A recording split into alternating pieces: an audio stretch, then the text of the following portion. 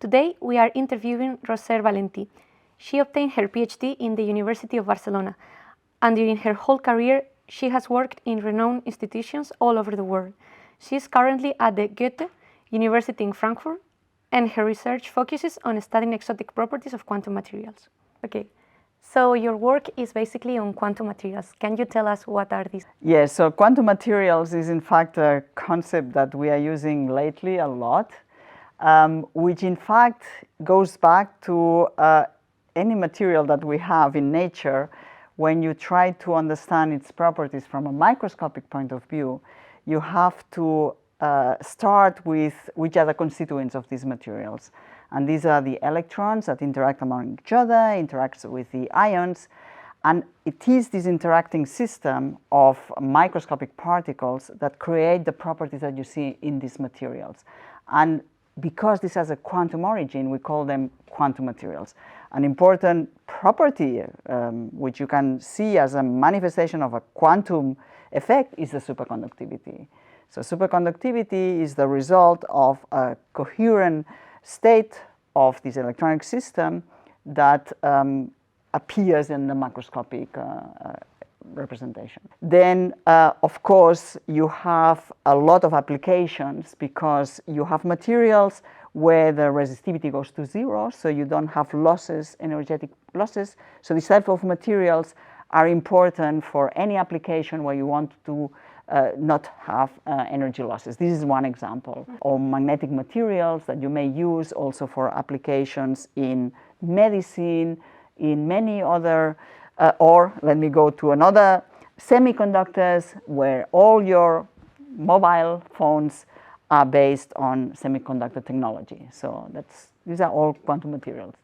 And what kind of phases can appear in these materials, like exotic phases or exotic phenomena? I call exotic properties or phases that were not known, let's say 10 years ago, and now they start to appear because we understand better how to find or how to observe these phases. One of the phases I was talking about today is this quantum spin liquid phase. This is, in fact, it's a topic which is very interesting per se, because this is a state of matter which is a consequence of strongly quantum fluctuations that are manifesting in the system even at very low temperatures. So you don't have so these are magnetic systems, you don't have long-range magnetic order. But what is more, even more interesting is that the excitations of this type of state are what we call fractionalized excitations.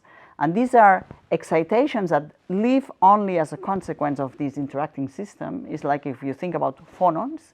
So phonon is an excitation, which is a collective excitation as a consequence of the vibration of atoms, but alone the phonon doesn't exist. You have to have a lattice of vibrating atoms. And here it's the same. You have a lattice, for instance, of interacting spins, and what you observe is an excitation, which is a fractionalized excitation. And that's why it's very interesting, because these are excitations that don't live in the vacuum. So high-energy physicists cannot see this excitation, for instance. And what are the techniques you use for study these phenomena? So, well, on the one hand, we use a lot of analytic techniques. The idea is this phenomena to try to put it into mathematical equations.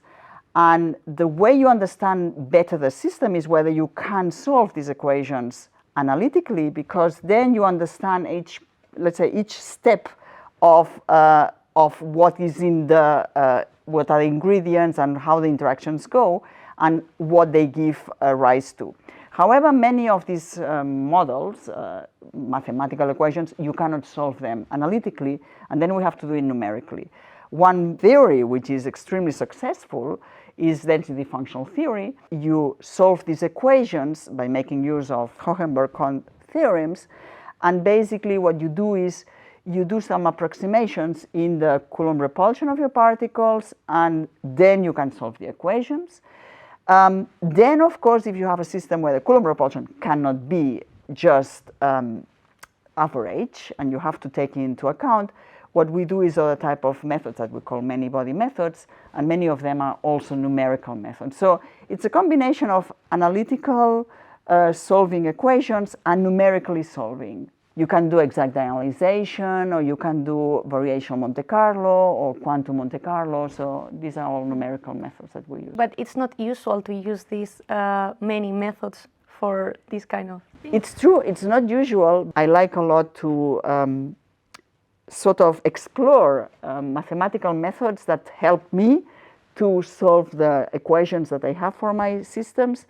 And so along the years, I have acquired more and more experience about these different methods that you need to use depending on what you want to solve. I try to just explore how much can I get of a given method. So you're a very, let's say, resourceful and versatile person, as we see it. Yeah, well, it's... And so much so that during the pandemic, you participate in a collaborative effort to try to understand the virus propagation. Was that related somehow to your current research? That's an interesting question. So the point is, when there was that we all experienced these lockdowns and this staying at home and this feeling, what can I do? I know what to do is how to do simulations, especially simulations of interacting particles. Whether my particles are now my electrons or particles are people. It's basically a simulating type of thinking. I was doing this work together with, so there were economists in this work, that they were all more on the side of understanding the economic consequences of such an illness. There were medical doctors that were more on the side of which are the consequences that you have in the hospital when you have all these cases, how do you deal with these cases, and there were physicists. So it was a very interesting, yes, I would say collaboration. And did you use any of your mathematical or physics tools for that? Like a specific? Yes, I mean, of course there was no quantum mechanics there, but there was, again, the principle that you have a problem, you write the mathematical equations that describes this problem, which was how people are getting contagious and how this is basically spreading, and what are the factors that contribute to this spreading. And this is, in certain sense, very analogous to what I'm doing, which is basically having these many-body equations that you try to solve. And can you describe your experience or your career in physics in 3 words? Fascinating in the sense that every day you discover you have new open questions that you want to answer. So it's not getting boring. So fascinating, not boring, but also sometimes hard, because you need to have a lot of patience and perseverance, not to give up too soon. Yeah. You are the first Spanish scientist that we interview in this Ifimac colloquium series.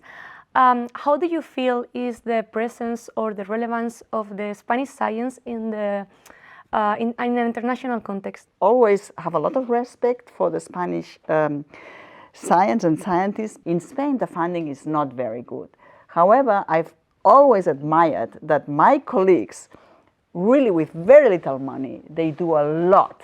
And this is what I always say, that in Spain, the creativity is really high. So it's very well considered from my point of view, and at least in my field of research. Recently, you have been awarded with the Rosa Valentí Prize that recognizes and gives visibility to women working in science. How has been your experience as a woman working in theoretical physics? I must say that always where I've been a scientist in Germany, in various universities and the US, all the colleagues usually are very helpful. However, not so much the system. I had, for instance, in interviews for positions, questions like, oh, you have 3 children, small children, how do you want to go into such a position? So I have to say I've been confronting myself to this kind of questions and situations, but I think that we have been evolving and we are now in a much better position than we were a few years ago, and this is what matters. I think that it's important that there are women in these positions, that they show it works, you can do it, and nobody should question that you cannot do it. So it has been a very interesting experience, but I think there is still a lot to do, and that's why we are there to help our young researchers. And do you have any personal advice for them? That you should really be confident enough in yourself, and you should ask for help. I think that it would have been good if somebody would have told me that when I was young. So thank you for coming here and spending a time with us. Nice to meet you. Thank you very much. It was